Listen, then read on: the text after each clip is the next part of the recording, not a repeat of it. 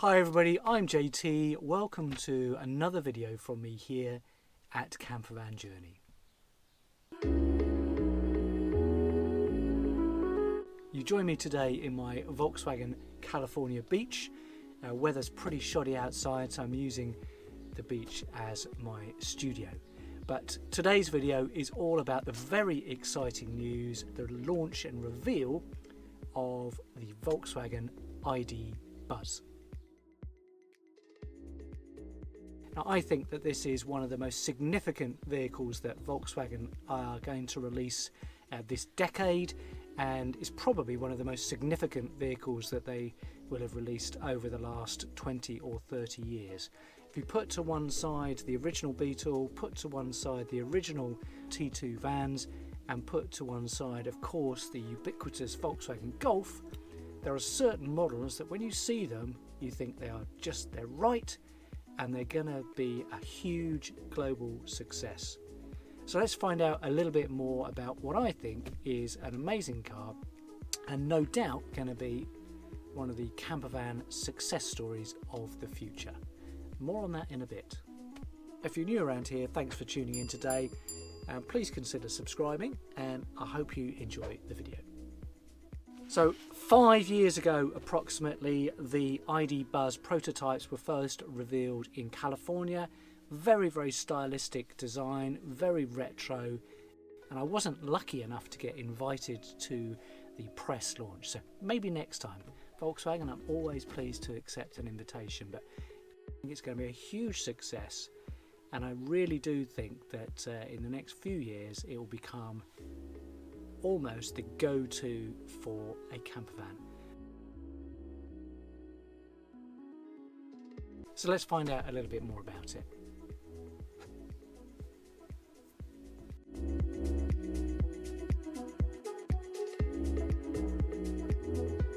And using technology that's been developed by Volkswagen over the last few years in their existing ID range, the ID3, the ID4 and now the ID5 GTX, the van takes on, in a new style and again a retro style, the ability to be a cargo format or the people carrier format in the form of the Buzz.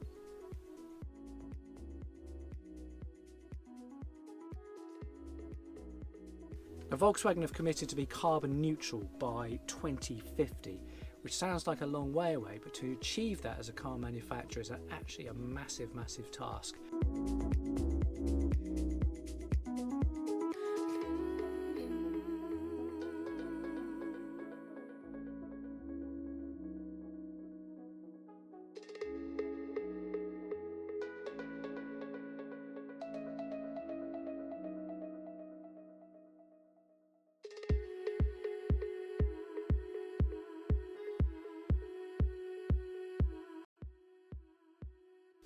So there's a huge range of technology incorporated into this van. So we've got voice control for the interior systems, pedestrian safety control, ability for the vehicle to brake itself and stop if it notices a pedestrian in the way, auto braking, over-air updates, which I think is something that's really exciting. So this is the ability for the car effectively to update itself, do a software update remotely without intervention from yourself, to make sure it's running with the latest software.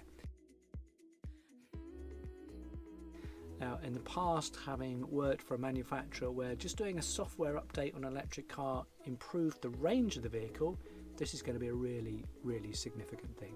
Never mind the ability to have latest software, latest gadgets, latest mapping on the digital screens inside the vehicle.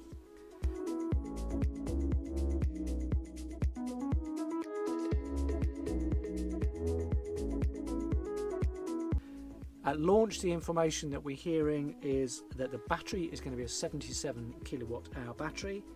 It will take a peak charge in the region of 170 kilowatts and will run with a 150 kilowatt motor.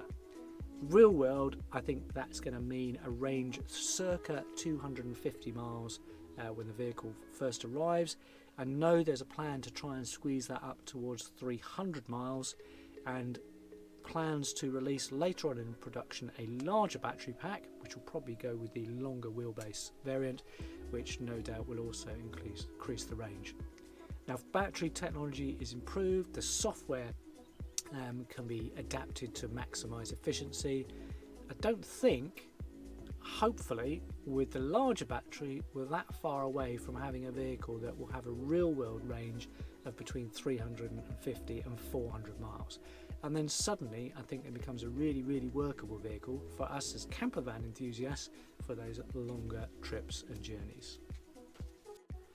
So with the some will call retro design, with the short overhangs front and rear and the very long wheelbase, this maximises space inside the van.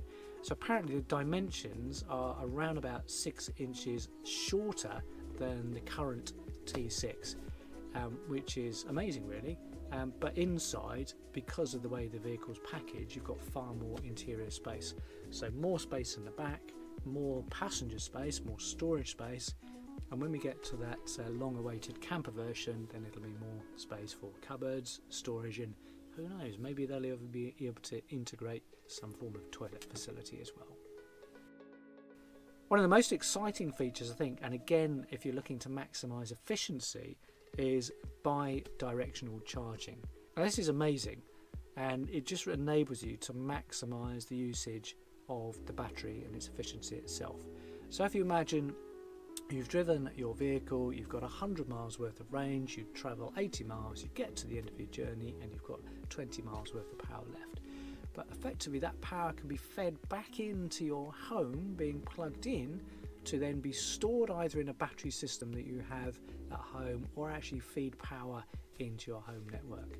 And maybe even get the opportunity to then be able to sell this energy back to the national grid like you would do with solar energy. A little bit further down the line, and we're talking about potentially 2025, and I think it's going to start in Hamburg first, is the Buzz is going to have full level 4 autonomous driving capability. The van, from a cargo point of view, in a commercial format, is going to come in a number of different configuration options. So just like the current T6, you can choose between barn doors and tailgates. There's always an argument about that when you're choosing a van for conversion as to which is best. Single and twin sliding doors down either side, and then of course if you're using a proper cargo version, a bulkhead to be utilised behind the front driver's seat. So a key thing though that we're all interested in on Campervan Journey is, when will we see a campervan? Well, they have confirmed that a campervan or a California version is coming, but it's likely to be 2025 or 2026 before we see first details of it. But I wouldn't put money against converters experimenting with conversions to the Buzz to be a camper before then. Yeah, if it's possible to adapt the interior, it should be fairly easily. And there's some hugely talented converters out there who could take the bases for the Buzz Cargo and integrate some very nice storage and systems in. Whether it'll be possible to integrate a pop top, who knows, but I'm sure there'll be some solutions for sleeping up top in some form coming soon. But I just think it's a really, really exciting vehicle. It looks a great project. I love the fact the styling has kept a real balance between the retro style of but is really forward-thinking design as well. But it just looks amazing, and I love it. And just hopefully, they're going to sell bucket loads of them anyway, but hopefully the pricing won't be ridiculous. But it was probably going to start in the UK around about £45,000, probably stretch up for nice spec ones to be £55,000 to £60,000. But we'll have to wait until later on in the year to get full confirmation on that. But I will do my best here to keep all of you updated with the latest information. And if I get the chance to get my hands on one, to go and see one, touch it, feel it, and tell you all about it, I will absolutely do that. But thank you so much indeed for watching. Remember, if you enjoy the videos that I'm putting together here on Campervan Journey, please remember to hit the button to like. Please remember to hit the button to subscribe. And I look forward to seeing you on the next video very soon. Thanks for watching.